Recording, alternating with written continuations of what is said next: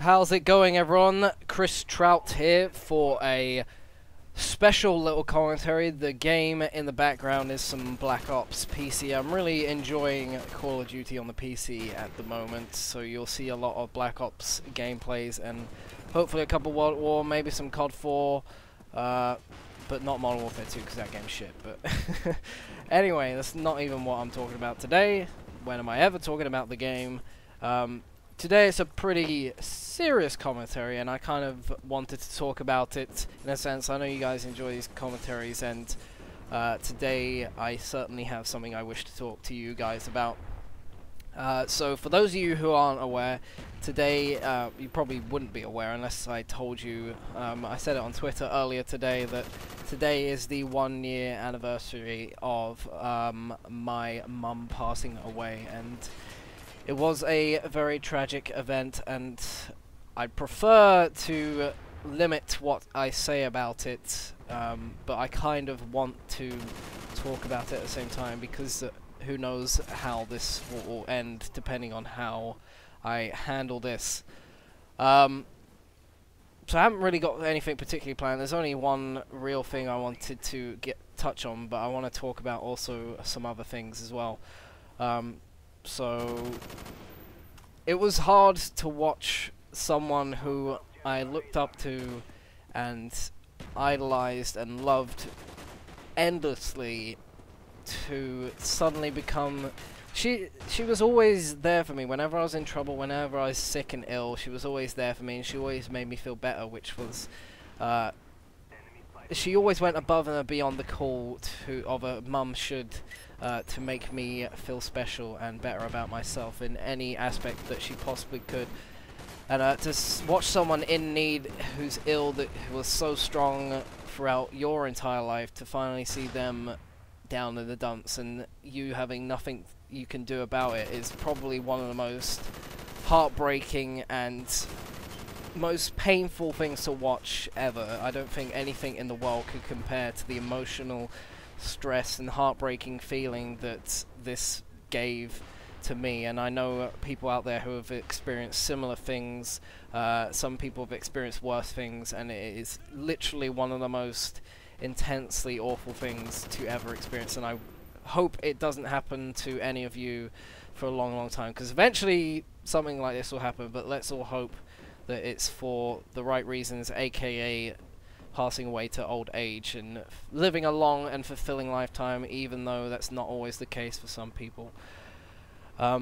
It was an incredibly hard thing. I think the hardest part of the entire experience was the fact that watching it happen, it was a inevitable thing at one point, even though for the best part of 2 years she was in hospital, and throughout the entire time I was told she's fine, we're working on things, she'll get better, and I was being told she was getting better, she would get better, and then to be told that out of nowhere that it's not getting better, and then eventually being told that there's nothing more they can do unless a miracle happens. And unfortunately a miracle did not happen in this event. But it was hard to accept, so for the large majority of last year I kind of shut myself out. I didn't really want to talk about it to anyone. I pretty much endorsed myself in games and YouTube as much as possible to keep my mind off things and keep my head on straight, and I suppose keep myself down to earth so I didn't spiral out of control and emotionally become a complete wreck. I held it pretty together throughout the entire process, and watching it, knowing that it's going to happen, not knowing when, was probably one of the most painful things ever to experience. And when it finally did happen, I was absolutely distraught by it all, but I knew in a weird way it was probably for the best, because she was in a better place. And I kind of wanted to say, how do you deal with this kind of thing? Because I know there's people out there who deal with not just the loss of a loved one, but other emotional, stressful things, bullying, diseases, stress, all that kind of stuff. You just need to kind of keep a level head. You need to keep... Sorry, I've got something in my throat. It's kind of making it hard to talk, but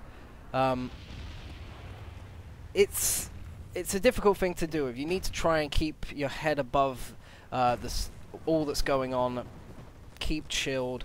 Try and find something that keeps you happy. You need, as long as you can keep a smile on your face, you will get through it. Because once I realized that, I knew she loved me, I knew all this stuff about it, I knew it was going to happen, and it was hard to accept at first, but once I realized that, unfortunately, the bottom line is you have to get on with life.